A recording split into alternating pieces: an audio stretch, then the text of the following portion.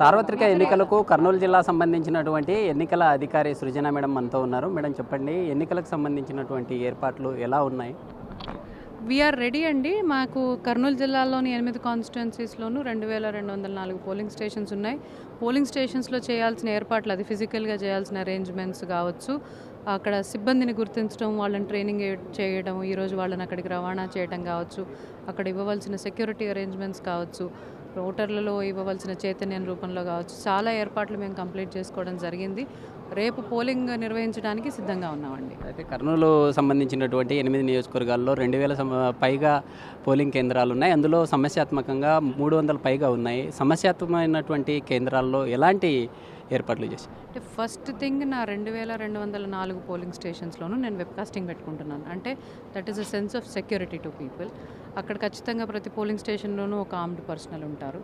ఇవి కాకుండా మనం జిల్లాలో 320 సమస్యాత్మకమైన పోలింగ్ స్టేషన్స్ గుర్తించడం జరిగింది. ఇవి కూడా పాస్ట్ హిస్టరీ వల్ల కొంచెం జాగ్రత్తగా ఎక్కువ ఉండాలనే ఉద్దేశంతో తీసుకోవడం జరిగింది. సో ఆ పోలింగ్ స్టేషన్స్లో ఇన్ అడిషన్ టు వెబ్కాస్టింగ్ మనం వీడియోగ్రాఫర్ని పెడతాము, మైక్రో అబ్జర్వర్ని పెడతాము. ఒకరికి మించి ఎక్కువ పోలీస్ పీపుల్, ఆర్మ్డ్ ఫోర్సెస్ కూడా ఉంటాయి. సో ఎవరు భయపడాల్సిన అవసరం లేకుండా, సమస్యాత్మకం అనేది నిజంగా సమస్య లేకుండా, ప్రతి ఒక్కరు ఎవరి హక్కుకి భంగం కలగకుండా చేయాల్సిన ఏర్పాట్లన్నీ చేసి ప్రజలకి ధైర్యం ఇస్తామండి. గతంలో జరిగినటువంటి ఎన్నికలకు, ఈసారి జరగబోయేటటువంటి ఎన్నికలకు అంటే పోలింగ్ పర్సెంటేజ్ను పెంచడానికి ఎలాంటి చర్యలు చేపట్టారు? ఎలా ఉంటుంది? లాస్ట్ టైము 76% అండి. అందులో రూరల్ ఏరియాస్లో 80-82% ఉన్నప్పటికీ కూడా urban areas is a challenge. So urban area మీద ఈసారి ఫోకస్ ఎక్కువ పెట్టడం జరిగింది. అక్కడ యూత్ని, విమెన్ని, ఎంప్లాయీస్ సెక్షన్స్ని ఎక్కువ టార్గెట్ చేసి ఈసారి స్వీప్ యాక్టివిటీస్ చేయడం జరిగింది. అపీల్ ఏమిటంటే, అర్బన్ ఏరియాస్లో ఎక్కువ ఫెసిలిటీస్ ఉంటాయి, ఎక్కువ ఇన్ఫర్మేషన్ ఉంటుంది, ఎక్కువ అవేర్నెస్ ఉంటుంది.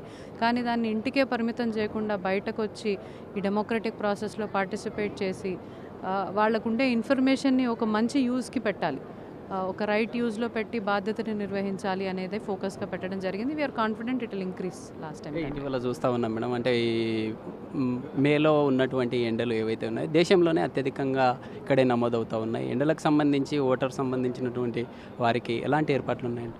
అంటే హీట్ వేవ్ ఇప్పటి వరకు ఉంది, కానీ ఈ వారం ఫోర్కాస్ట్ అంతా హీట్ తగ్గి రెయిన్ ఉండబోతోందండి. దానికి తగ్గ జాగ్రత్తలు మేము ఓటర్లు కూడా తీసుకోమని అడుగుతాము.